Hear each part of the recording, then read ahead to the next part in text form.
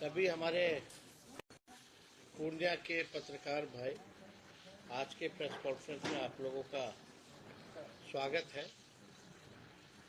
और कल रात में हम लोग बनमनखी पहुंचे थे और बनमनखी में आपको पता है कि 8 लोगों की मृत्यु हुई थी सड़क हादसे को लेकर के।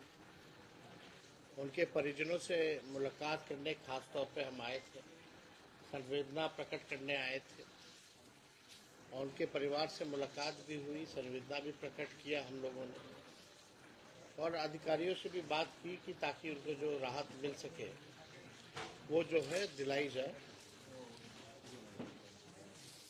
जो एक्सीडेंट का जो हम लोग पता किए, खास तौर पे मक्का सुखाने के लिए रोड पे जो लोग मक्का सुखाते हैं, इसके वजह से जो ये पूर्णिया प्रमंडल के कई जिले हैं जहां मक्का का उत्पादन बहुत होता है, उस वजह से ये सड़क हादसा जो है, जो हमको महसूस हुआ उनसे बात करके पता चला। इस बात की पीड़ा है कि एक आध नहीं अनेकों एक्सीडेंट जो है मक्का सुखाने की वजह से होता है। लेकिन चिंता की बात है कि प्रशासन और सरकार जो है इसकी परवाह नहीं करती, चिंता नहीं करती और सड़क हादसे रोकने के लिए या मक्का सुखाने के लिए कोई भी ऐसा व्यवस्था सरकार द्वारा जो है नहीं की गई। आगे तो आप देखिएगा कि महत्वपूर्ण विषय है। इतना ज़्यादा मक्का का उत्पादन होता है लेकिन व्यवस्था जो है मक्का सुखाने के लिए कोई व्यवस्था नहीं। ना लोगों के पास कोई उपाय है, क्योंकि मक्का सूखता है तभी जो है बिक्री होती है। हम लोगों के ख्याल में आया है कि इन क्षेत्रों में जहां भी सड़कों पर मक्का जो सुखाया जाता है, हर पंचायत में इसकी व्यवस्था हम लोग मक्का सुखाने के लिए किया जाएगा, ताकि सड़क हादसे भी ना हो और एक व्यवस्थित ढंग से लोग जो है मक्का भी सुखा पाए और सरकार डायरेक्टली जो है उनसे मक्के की खरीद भी कर सके। तो ये व्यवस्था हम लोग चाहते हैं और एक नहीं कई एक्सीडेंट्स जो है इस प्रकार के होते हैं जो सरकार को चिंता करने की आवश्यकता है। दूसरा, हमारे सामने आप देख रहे हैं बैठे हुए हैं, हस्बैंड हैं, वाइफ हैं, इनकी पुत्री के साथ जो है इनका जैसा कहना है, कल रात में हम मुलाकात भी किए। 14 साल की पुत्री रही, इनके साथ इनके पुत्री के साथ बलात्कार हुआ, इनको जान से मार दिया गया, लेकिन कार्रवाई के नाम पे जीरो। जो मुख्य आरोपी है उनको छोड़ा जा रहा है और पुलिस प्रशासन भी जो है इनको न्याय नहीं दिला रहा, बल्कि अपराधियों को ही संरक्षण देने का काम कर रहा है। और इस तरह के हादसे अति पिछड़ा परिवार, धार्मिक परिवार से आते हैं और इस तरह का हादसा होता है तो न्याय गरीबों को जो है मिलना चाहिए। पॉक्सो धारा जो थी वो भी हटा दिया गया है। पोस्टमार्टम रिपोर्ट जो है उसको भी जो है कहा जा रहा है कि रिपोर्ट जो है ढंग का नहीं आया है। कई दिनों से इनकी मांग थी, अपनी बात को भी रखना चाहेंगे, तो हम चाहेंगे कि इसके बाद जो है हम अपनी बात को रखें। पहले आप क्या क्या हुआ है, आपको क्या लगता है, आप अपना बात को रखें। आप लोगों को प्रणाम करते हैं।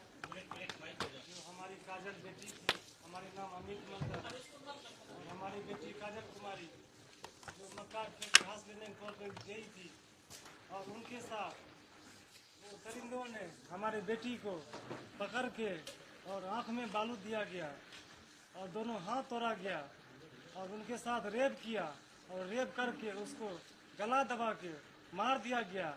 जो अपराधी जो गिरफ्तार हुआ उनको पकड़ा गया और उनको बेल भी हो गया, सजा भी हो गया, वो बाहर भी आ गए। बोला जा रहा है उनके बारे में दोनों निर्दोष है। निर्दोष है, फिर दोषी कहाँ है? शंकर सिंह विधायक जो विधानसभा से हैं, और क्या कहते हैं जो आए लेसी सिंह ये, और आनंद प्रकाश जो रघुवंश नगर थाना का जो बड़ा बाबू है, वो तीनों चारों ने मिलके और केस को, हमारे केस को नॉर्मल कर दिए, उनको बढ़ा दिए, उसको मजबूती कर दिए भी दोनों लड़का निर्दोष है। इस घटना में दोनों लड़का शामिल नहीं है, बाहर है। फिर इसमें कौन है दोषी? पुलिस प्रशासन जो कि धानुक को अन्याय कैसे मिलेगी? हम इंसाफ के लिए हम ठोकर खा रहे हैं, भटक रहे हैं और हमें इंसाफ नहीं मिल रहा है। 12 फरवरी को हुआ घटना और 3 महीना हो गया और अभी तक हमारे बेटी को इंसाफ नहीं मिल रहा। कब से जेल से बाहर? जी हो गया 10-12 दिन हो गया जी, 10-12 दिन से बाहर है और उनको कहा जा रहा है कि निर्दोष है। अपने बड़े अधिकारी से तो आवेदन दिया था और जो कि पोस्टमार्टम रिपोर्ट है उनके बारे में बताया जा रहा है जो रेप नहीं हुआ है। और पप्पू यादव हमारे घर पे आए, आश्वासन दिए, जो बोला इसमें 4 लड़कों का, इस बच्ची का बॉडी पे हाथ का निशान है और उनके गाल पे दांत काटा गया है, गला दबा के उसको मौत कर दिया गया है और रेप उसमें नहीं बता रहा है। इनका मतलब है रिपोर्ट को गलबला दिया है। ये देखिए, ये परिवार के लोग हैं और इनका साफ तौर पे कहना है कि कोर्ट के साथ जो है छेड़छाड़ जो है वो की गई। इसमें प्रशासन के लोग जो हैं वो भी जो है कहना है कि दबंग लोग जो हैं उनके दबाव में आकर के काम कर रहे हैं। सवाल है चाहे मर्डर हो या रेप हो, ये बात तो सत्य है कि अब वो 14 साल की बच्ची इस दुनिया में नहीं है। अगर 14 साल की बच्ची इस दुनिया में नहीं है तो क्या इनके माता पिता, इनके परिजनों को न्याय मिलेगा कि नहीं मिलेगा, ये सबसे बड़ा सवाल है। क्या अपराधी इसी प्रकार से खुलेआम घूमते रहेंगे? प्रश्न ये भी खड़ा होता है कि पुलिस का फेलियर है कि नहीं। पुलिस का जो रोल होना चाहिए इस जांच को लेकर के, उस प्रकार से कोई गंभीर नहीं है। यानी हमारे बिहार प्रदेश में छोटी मासूम बच्ची के साथ मर्डर कर दो, रेप कर दो और पुलिस प्रशासन को कोई मतलब नहीं है जांच, निष्पक्ष जांच करने में या परिजनों को न्याय दिलाने में। तो पुलिस का मतलब क्या रह गया? तब तो पुलिस का नाम ही बदल देना चाहिए, कोई मतलब ही नहीं है। अगर आप दबंगों के दबाव में अगर आकर के काम करेंगे तो लोगों को न्याय कहाँ से मिलेगा? ये जगह जगह थाना कैला खुला हुआ है, पुलिस हेडक्वार्टर्स क्यों होते हैं, आईपीएस क्यों है? इसलिए नहीं ये व्यवस्था कराई गई है कि अपराधियों को पकड़े और निर्दोष लोगों को, जो पीड़ित परिवार है, पीड़ित लोग हैं, उनको न्याय दिला पाए। लेकिन पुलिस अगर ये काम नहीं कर रही तो इसका जिम्मेवार कौन है? जवाबदेही कौन लेगा? जब एमएलए और मंत्री ही अपराधियों का संरक्षण करने लगे तब बचा क्या फिर इस लोकतंत्र में? तो ये दर्दनाक घटना है और छोटी बच्ची है। हम लोग प्रशासन से भी मांग करते हैं कि इनको न्याय दिलाए। आखिर ये कब का मामला है? 12 फरवरी को। फरवरी का है। अब तक यानी कोई अपराधी नहीं पकड़ा गया और जो पकड़े गए उसको भी बोलता है कि निर्दोष है। निर्दोष है। तो इनका सवाल तो जायज है ना कि भाई आखिर दोषी कौन है?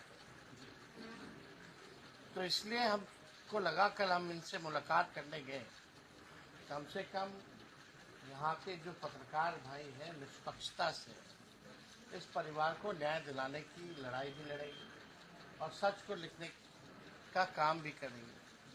सर और इसलिए बारंबार धमकी देते हैं जो केस को उठा लीजिए। अब प्रशासन बताओ, अब आप ही बताइए। धमकी दे रहा जो ये केस को उठा लीजिए, तुम सब अति मजदूर आदमी है, 2 टका कमाने वाला है, क्या कर लेगी, केस को उठा लीजिए। आगे भी मेरा खेत है, पाछे भी मेरा खेत है, किस तरह से निकलेगी, कहाँ पर जाएगी। सब यही धमकी देते हैं, आंख दिखाते हैं। पुलिस प्रशासन भी है, गाँव पुलिस प्रशासन है, शंकर सिंह है, लेसी सिंह है, सब निर्दोष में साबित कर रहे हैं। वही सब जाति जो है। वो आपके पास आकर के मतलब कौन बोला, इनका कहने का मतलब पुलिस का लोग आके बोलता है, धमकी देता है जो केस को उठा लीजिए। कौन बोला? पुलिस प्रशासन बोल रहे हैं, वही धमकी वो परिजन जो पकड़ाए थे अपराधी सब, वो सब बोल रहे हैं जो केस को उठा लीजिए, तुम्हारा खाने के पैसा जो नहीं लोग जुटते हैं, पकड़े गए केस थे, जो उठा। 2 लड़के, उन्हीं के परिवार के लोगों का इनका कहना है कि आगे पीछे उनकी जमीन है और पुलिस प्रशासन और उनके माध्यम से जो है इनको खुलेआम धमकी भी मिल रही है। केस नहीं मतलब- उठाओगी तो तुम्हारा भी यही हाल कर देंगे, आगे भी निकलेगी, पाछे भी निकलेगी, यही हाल होगा जो तुम्हारा बेटी का हुआ है। देखिए, अगर इनके साथ इनके परिवार के साथ अब कोई अन्याय अगर होता है तो साफ तौर पे एसपी यहाँ के जिम्मेवार होंगे, मंत्री महोदया जिम्मेदार होंगी और विधायक महोदय जो है वो जिम्मेदार होंगे, एक साफ तौर पे। और हम तो गुहार करेंगे प्रशासन से कि इनको सुरक्षा भी जो है प्रदान की जाए और इनको प्रशासन न्याय दिलाने का काम करे। और इसको लेकर के हम जो है अपनी बात को डीजीपी महोदय से भी हम बात करेंगे। इस घटना का जिक्र जो है, जो हेड ऑफ द पुलिस जो डीजीपी होते हैं, उनसे भी जो है हम लोग जो है बात करेंगे। ये तो इस इलाके में एक आध नहीं, कई घटनाएं जो है पहले भी हो रखी हैं। उनके फादर भी हैं यहाँ और सब लगभग जो है बातें आ गई हैं, इनका एप्लीकेशन भी हम लोगों ने ले लिया है और लेकर के हम लोग सबको केसेस को लेकर के डीजीपी को हम सूचित करेंगे